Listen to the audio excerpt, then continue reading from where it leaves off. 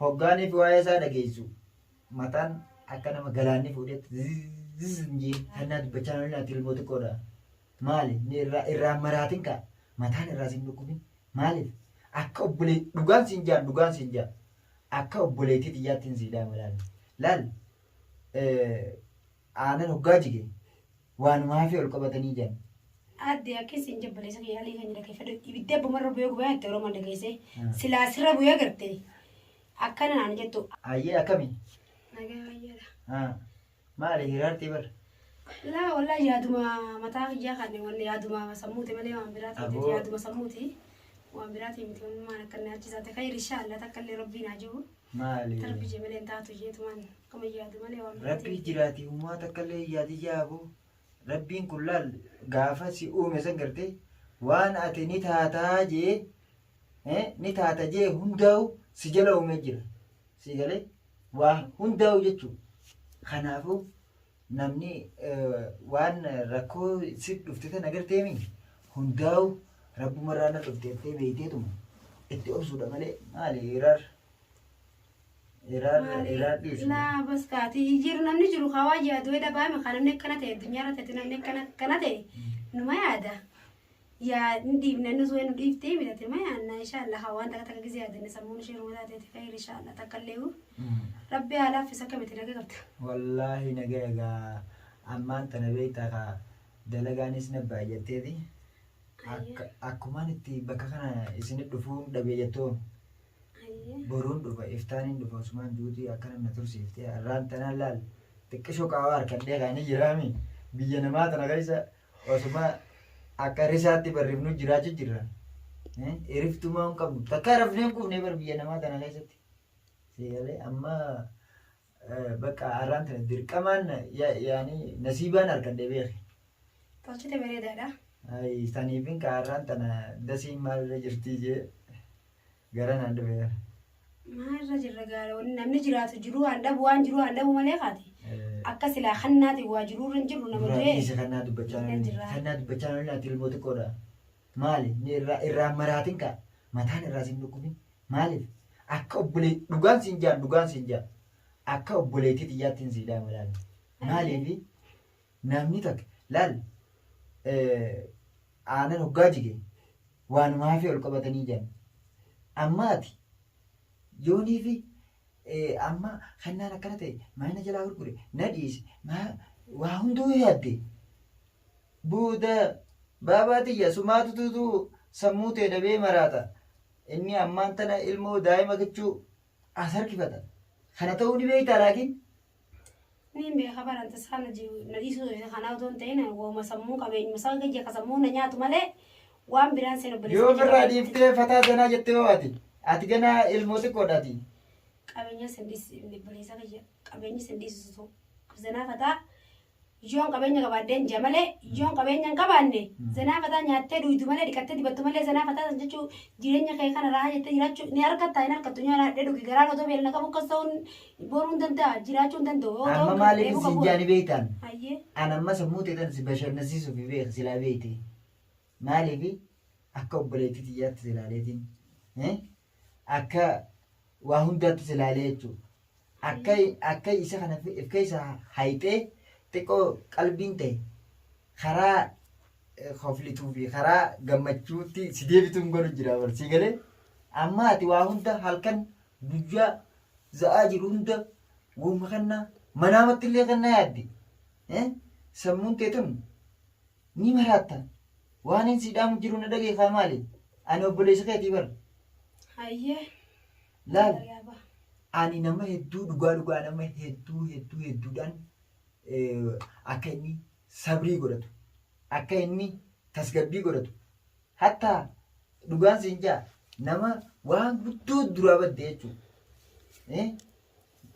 Qabeenyi guddaan duraa badallee ni tasgabbeessa jeetiin abdii qaba garuu ansii tana dadhabeetiin jira si tasgabbeessu maali kennaa hoggaa hundaa'u.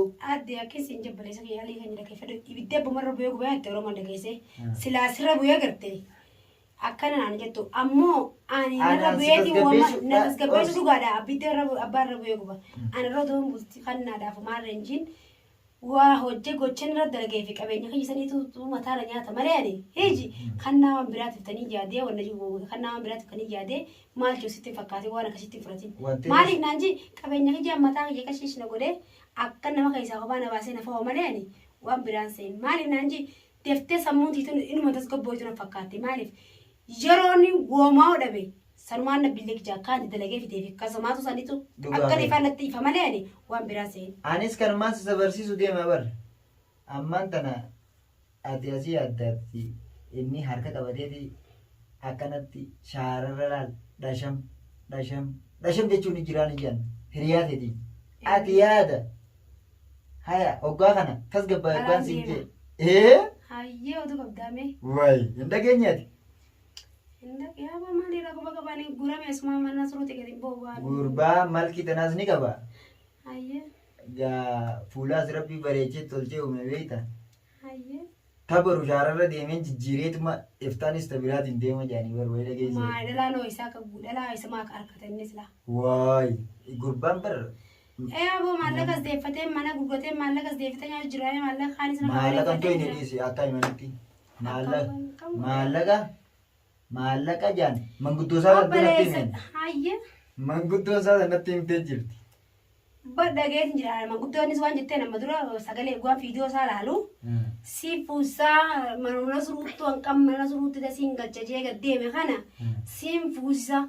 Hafuusanii kan qabeenyuma kan jekkos godhanii mana suruna tarkaabsiisanii mana surunaaf innaan farna 55 hafuusanii abbalisa jenta qabeenya mataa tokko malee an dhalaarraa is dhalaanii deemuun maaltu an kee fedhus 50 akka firraffee maan deemne nan.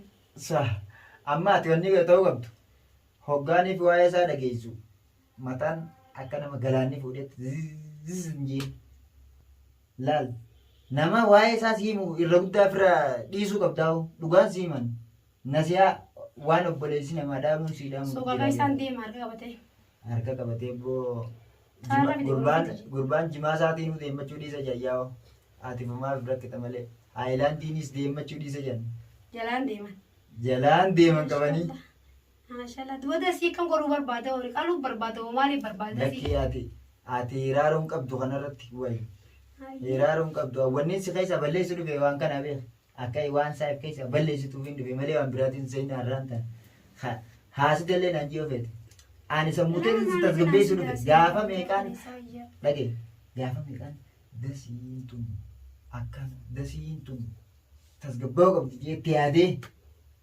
ati laakiin si tasgabbeessuu danda'utti hin jiru kunoo akkumaan si argu kana maaliif akkumaan dura jeetti laal wayisi jalaa galee dubbiin nan siin dubbachuu jiru gaafa barri kun dhufu waan haaraa dhufa waan haaraa qabatee dhufa gaafa barri sun dhufus waan haaraa qabatee dhufa ganaa jireenya addunyaa kun fatanaadha jenna wanni dhufe kunis ammas dabree waan bareedduudha dasiin arkuuf jiraatti jeetiin yaada qaba jechuudha akkasuma akkasii miti. Akkasuma khayri inshaallah takka. Kanaafin si tasgabbeessuuf deema malee akka ati tasgabbii xiyyeena narraa diddee oomu kana seetu hin barbaadu dhugaan siimanii. Maali dhalaa fedhoo 150 fakkaatee sammuu irratti yoo dhaate annaan dhabdu dasiidhaaf hin dhabdu maa namni dhageeffadhu ani namni dhalaan deemaa oolurra qabeenya namaa san qabs godhee bikka deebisuu irra hojii na fakkaate malee ani dhalaadhaan deemaa ooluun gurran taane fedhoo ol deemee ol gaddeemee fedhoo cafaqatee yoo taatee akka sammuu irratti waa dhaatu naan dhabduu sanii giiraan seewwanni na qoncinannattee wani cinannattee kanatti fiiccituuf ni beekta. Ani irra qabeenyuma kiyya malee ani qabeenya kiyya waan ta'etti kannaan fedhe ilmoota kitiin sanfaroo gurraatiin hin guddifadha. Aboon irraa dhiisi gaatiis. Ilmoota kitiin sanfaroo gurraatiin hin guddifadha qabeenyuma saniitu mataan bijibiruu biyya rabaa tana abboleessa kiyya hammaama namaa dhiineeti. Huccuu namaa dhiine huccuu namaa dhiqee hammaama namaa dhiqee as ga'e malee ani heeji. Kan irra feefidee as ga'e kannaa lafaa fuudheen akkanneesii kannaan dalageen akkanneesii mitan hammaama namaa dhiqee huccuu namaa dhiqee as ga'eeni. Arra saniitu akkaanti fideefi ha maali jirta kan dalagaa tana jiru lafarra na argaa ni garteemi akkaanti fide sabri lubbu isaa baata shargaaf ta'u biyyattii baatee marra haftee nyaata jee fide kana nin taajee خيسابي إن شاء الله ربي غيانتاتي خدامة من مرة بي إن شاء الله لبوكي تقول لها تقول تيسي ما فترت جيرتي في دي عارتي جلنا ديبسي خلنا أليفي نديبسي إن شاء الله أما خامخينا تربكم زلالة ويتي إف كيسا كياتي يوم ما تمان تزقبي كبات ما لي ما الدنيا كبيني قنني كذي بيكا يا بني سكجي كبيني نماتي فاني سنجو كبيني نماتي في كبيني في درجة تبي هيجي كبيني نمن الله الهرقا خجام فلا ملاني هرقا نما فلا الرأو دو كبيني خنا تاتي خنا نكسك مكينة تربك كذي وربي رابعه هيجي خانو ما كسيت تشوف كسري تنو كبيني نفكات ملأ حسنا تفكات كبيني نما أبلي سكجي كبالا بوبي فوتي دين تونغرتي من أماتي أتمنى شيء تملي كيسانا قبلا خجمو كيسا قديم بوك أما أكو مكسان نبأ سكنا نتيجة سادي دوغاداتي أماتي تزقبينا في كباتي شولا مالي برجع ربي بديات ما أنت المجيء إن شاء الله صبر ما تنجرا برا ما أنت إن شاء الله ربي يجيني جين أتي وغاني أجيس لا كفرت عديموني مي سلاتي جولة سايبر سافا مقولت سافا كذا قلت ما سينجان أبو أما خنان وما خيت الرتيمة أكب بلام بوسوي جرا جمالي وان تفوداتي في خناس جرا جرا عند جو جرا ملي خنان وان فودا كيسن جرونا فكالة مان ما لا ديمون وري دلاني ديمان كا وي لايف فيديو خير إن شاء الله قتكلم ربنا جرات إن شاء الله akkasiiti ati waa takkallee yaadini ani wannin sinjuu akka yaaddee sammuun ta'e si miidhamtee ati ganaa ilmoo xiqqoodha takkittiin beeku korora gurraati inni guddifatta akkuma ati jette akkasiiti sammuu ifi wareerin Matu nange abade sakhi samu barane don in barbadu kabe in mangi bekan nade biyo do dippa fure dippa raore u na heji takkada si mila fardan deme o do dema ale onar katuna geita yo ati marate mo tosirra caltu fuda kana kumma anamma si dametin jira